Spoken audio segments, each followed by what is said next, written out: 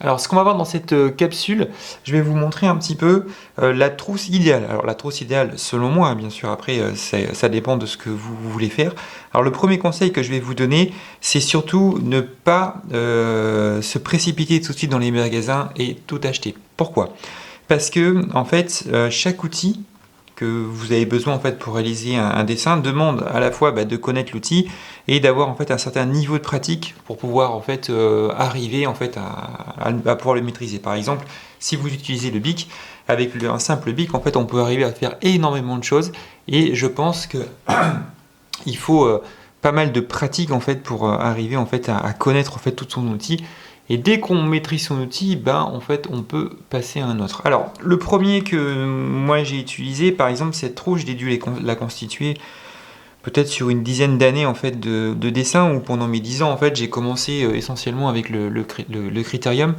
Et au départ, peut-être que le fait de dessiner petit, le fait de dessiner dans des carnets, le fait aussi de pouvoir gommer, ça a été en fait mon premier outil que j'ai utilisé. Alors pour information, j'ai utilisé en fait, vous avez des HB, moi j'ai des HB numéro 2 qui sont un peu plus fortes en fait quand on dessine, c'est-à-dire que quand je dis plus fort, c'est-à-dire qu'on peut mettre en fait beaucoup plus de noir en fait. Voilà. Donc cet outil, je vous le présenterai peut-être au fur et à mesure dans le dessin. Ce qui est intéressant, c'est que, et quand on le maîtrise, c'est qu'on peut avoir un effet qui est légèrement biseauté. L'autre point aussi avec cet outil, quand vous l'utilisez, ce que je vous conseille, je vous explique souvent de dessiner en fait de façon très légère, c'est de pouvoir mettre beaucoup de mine. Et du coup, si vous avez appuyé trop fort, vous cassez la mine. Donc moi, indispensable. Aujourd'hui, je m'en sers toujours en fait pour faire mes crayonnés et faire mes approches, sauf que je fais moins de dessins finis en fait avec ce style de crayon. De mémoire, je me souviens que j'avais acheté ça et je vous montrerai tout à l'heure. Très très compliqué en fait à dessiner en fait dès le départ. Donc je l'ai acheté, il est resté très longtemps dans ma trousse. D'ailleurs, tout ce que j'ai, c'est des crayons des fois qui sont là depuis des années et que j'ai pas forcément osé utiliser en fait depuis le départ. Plus je me suis perfectionné en fait en dessin et plus j'ai commencé à avoir une certaine gestuelle au niveau de ma main, plus je suis passé en fait sur des dessins beaucoup plus gros. Et du coup, en passant sur des dessins plus gros, en fait, j'ai augmenté en fait la mine. Je suis passé après sur ce style de crayon là. Donc, alors je mettrai tous les crayons en fait en référence, hein, soyez pas inquiets là-dessus. Ce qui est intéressant avec ce crayon là, c'est que ça m'a permis en fait d'avoir une mine plus grosse pour pouvoir faire. Alors j'ai fait une petite vidéo hier, voilà, pouvoir faire en fait des traits, on va dire beaucoup plus gros, et surtout commencer à avoir en fait une autre façon de tenir en fait le crayon. Donc j'ai beaucoup travaillé en fait avec ce style de crayon que je continue d'ailleurs toujours à travailler quand je veux faire par exemple des dessins sur des vidéos ou même quand je veux faire des cartoons ou autre. C'est un crayon qui est plutôt intéressant. Pareil, je vais toujours chercher en fait le 8B, 12B, 14B, vraiment pour aller chercher effectivement une nuance en fait et se rapprocher un petit peu d'un niveau de noir assez profond. Ensuite, j'ai eu ma période enfin moi je suis assez sensibilisé, vous devez le voir par rapport au noir et blanc. Donc après, je sais plus, mais je crois que j'ai enchaîné voilà, sur des crayons comme ça, donc des styles de feutre en fait. Et je me suis dit, pour aller plus vite en fait à dessiner, je vais sauter un petit peu l'étape de crayonnage et je vais directement dessiner avec ces feutres. Donc là c'est pareil, celui-ci il est intéressant parce qu'en fait il a une pointe fine, et ce qui est bien c'est qu'on peut à la fois en fait, l'utiliser de façon pour faire des traits très fins, mais après en fait on peut le pencher pour aller chercher des dégradés et des nuances et avoir un niveau de remplissage. Donc ça c'est intéressant. J'ai beaucoup dessiné là-dessus. Aussi, une réflexion qu'on peut se poser, c'est par rapport à votre apprentissage, où est-ce que vous en êtes. Si par exemple vous vous amusez à faire des petits croquis de base, c'est vrai que ça c'est un outil qui s'y prête bien. On dessine un peu plus grand c'est un peu plus grand, enfin c'est moins minutieux que d'avoir des petits dessins. Donc ça dépend de ce que vous voulez apprendre. En fait, par exemple, pour faire des petits croquis de main, pour faire des petits croquis de visage, c'est plutôt pas mal en fait à faire. Après, ça dépend aussi, et ça on le verra, sur l'utilisation du papier.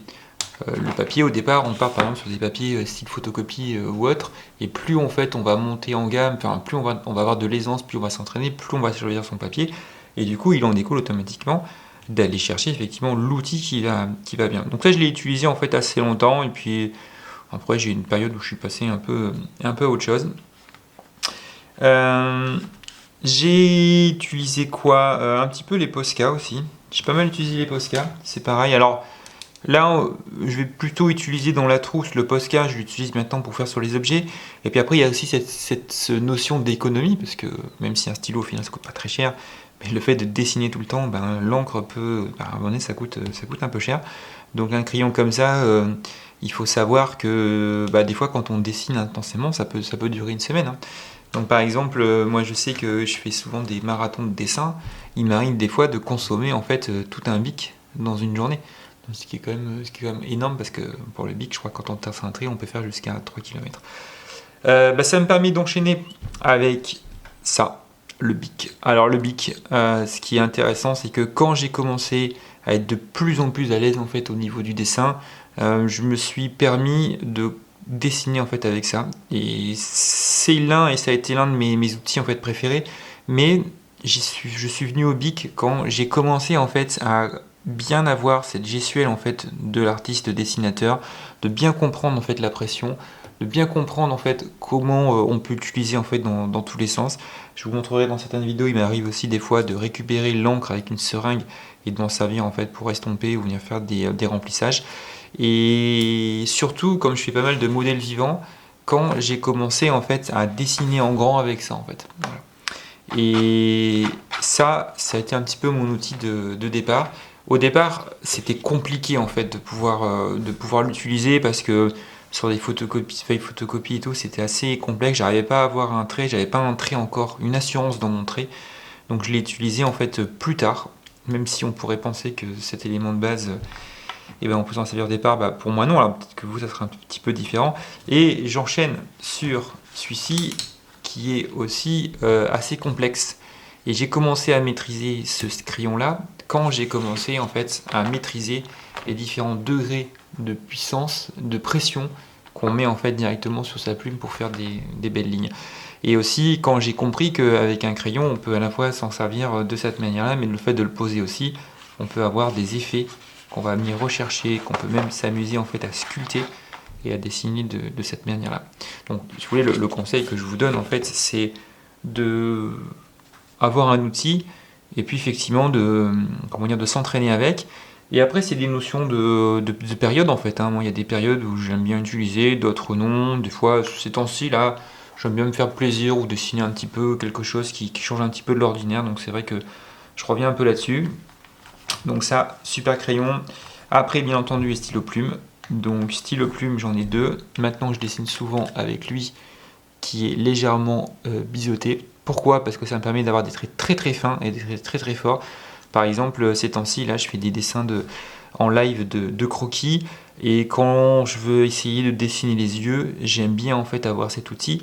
Et ce qui est intéressant, des fois, je me prends un petit peu pour un chirurgien avec toute ma petite palette. Et en fonction de ce qu'on va me demander de faire, ça c'est intéressant, bah, je sais quel outil en fait utiliser en fonction du contexte. Alors ça c'est hyper appréciable parce que je les connais quasiment tous par cœur. Donc je sais, voilà, en fonction du trait, en fonction de ce qu'on va me demander de faire, quel outil en fait je vais aller chercher. Ça c'est pareil, stabilo super. Alors ça, au début je faisais un peu des croquis en fait en gros, et là je m'en sers surtout pour pouvoir estomper. Donc je viens prendre un peu de matière et je pose. Pourquoi?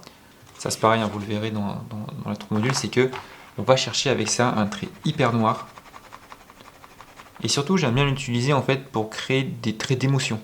Un trait d'émotion pour moi, c'est je vais tourner en même temps et je vais déposer un peu de matière comme ça. Donc ça c'est pas mal. En plus ça coûte que dalle, c'est dans le rayon enfant. Et si vous êtes enseignant ou autre, on écrit avec les tableaux blancs maintenant, les petits stabilos. Bien sûr, bah, ça pour estomper, ça reste un classique. Après, des fois, j'aime bien découvrir des outils, par exemple, j'arrive pas à le remettre, bon, c'est pas grave. Voilà. Par exemple, ça, c'est vous connaissez, vous savez, c'est les crayons un petit peu multicolores. Donc, quand on trace un trait, ça met plusieurs couleurs. Ça, c'est bien. Et puis en plus, je me suis fait plaisir parce que je crois que j'ai découvert ça dans une boutique, hein, dans la visite de Mont-Saint-Michel. Donc, j'étais content en fait. Je me dis, tiens, j'ai acheté mon crayon de la journée, j'avais une hâte, c'était rentrer chez moi et de pouvoir l'essayer. Ça fait partie un peu du plaisir en fait du dessin. J'en ai un petit peu atypique aussi, un stylo bille, où j'aime bien utiliser ce stylo bille parce qu'il coûte 11 centimes d'euros. Voilà. Je me dis, bah, au final c'est génial de pouvoir créer quelque chose avec que dalle en fait. Donc ça j'aime bien cette approche là. Les petits microns aussi que vous connaissez, donc les microns je les présente un petit peu dans certains outils, ça c'est pas mal aussi. Voilà, et j'en ai un qui est super, qui est le 0,05. Donc lui il est intéressant parce que il est très très très très fin. Hier, j'ai fait en fait un dessin custom directement sur une paire de chaussures, sur une Nike bébé en fait. Et en fait, il fallait faire un dessin très très précis. Et du coup, voilà, je me suis amusé à faire un truc pas trop mal. Qu'est-ce que j'ai d'autre encore dans ma trousse? Ah si, j'ai ça. Ça c'est bien quand vous êtes dans des soirées ou autre, c'est faire des tatouages. Donc en fait, c'est un stylo qui permet de faire des tatouages directement sur la peau. Donc c'est sympa et assez ludique. N'hésitez pas en commentaire si jamais vous voulez avoir la référence d'un crayon, si je suis obligé de le mettre ou non. Alors ça aussi, bien sûr, petit réservoir d'eau. Donc je m'en sers pour estomper. Donc ça, hyper intéressant de pouvoir venir atténuer et de diluer un peu. Qu'est-ce que j'ai d'autre? Alors ça, j'en ai un qui est bien lui. Lui, donc lui en fait c'est un porte-plume, donc plume G. Ça j'aime bien quand je me fais plaisir, donc je le trempe avec de l'encre et puis après je viens faire en fait des traits. Ça c'est bien quand, je sais pas, j'aime bien des fois m'amuser ou avoir le plaisir en fait de sortir un outil et de pouvoir dessiner. Le stabilo est très intéressant aussi parce que encore une fois on va toujours dans des nuances de noir, mais là on va avoir, voilà, vous allez comprendre, épais, fin, voilà, épais, fin. Donc ça c'est plutôt pas mal aussi, surtout pour faire un peu les remplissages. Puis j'aime bien moi c'est des fois les garder quand ils sont un peu usés parce que ça fait en fait un dégradé en fait de noir qui est plutôt intéressant. Ça aussi je le présente souvent, c'est ma cire avec des pigments noirs pour aller chercher mes petits effets. Alors je la mets dans une trousse à part, parce qu'en fait ça c'est pas très pratique, ça tombe un peu. Et puis ma gomme, donc ma gomme mie-de-pain. Pareil, j'évite de la mettre là-dedans parce que ça tient pas très bien. Et ça, indispensable, quand je fais des portraits, ça pareil, je vous le montre dans la formation, vous avez effectivement de quoi mesurer en fait pour garder les bonnes proportions. En style de trousse, j'en ai des dizaines de trousses et au final ça c'est bien parce que en fait quand j'arrive je pose sur la table, j'ai mes outils, ça part pas, c'est plutôt sympa en fait en termes de coloris et puis ça me permet effectivement d'aller chercher l'outil que je veux. Je visualise bien voilà, j'y visualise bien en fait tous mes outils, donc c'est plutôt agréable. En plus c'est sympa à ranger. Ça me fait penser que j'ai oublié de vous présenter aussi le bic aussi en rouge. Je le garde toujours. Voilà, je le garde toujours. Et dans ma trousse idéale, j'ai un crayon spécial que je ne mets pas dans ma trousse. C'est-à-dire que je dissocie le fait de dessiner et d'écrire. C'est-à-dire que quand j'écris, alors j'écris rarement, mais quand j'écris, j'évite d'écrire avec des stylos que je dessine. Voilà. Je ne sais pas si vous avez des petits tocs comme ça. Mais voilà. Et puis après, il y a aussi cette notion qui est hyper intéressante. J'ai des stylos après, on va dire un peu plus haut de gamme, mais au début je le faisais un peu pour dessiner, pour me faire plaisir. Et puis en fait au final, ce que je me suis aperçu, c'est que pouvoir dessiner avec un simple outil ou même avec quelque chose de très simple pour faire des... Alors, je dis pas que je fais des grandes choses, loin de là, mais de faire des beaux dessins, c'est plutôt agréable. Bon écoutez, merci pour cette capsule. Encore une fois, n'achetez pas tout, mais essayez de connaître et de les maîtriser pour qu'après à terme vous ayez en fait votre petite palette chirurgicale pour pouvoir effectivement opérer au moment précis par rapport à un dessin que vous souhaitez avoir.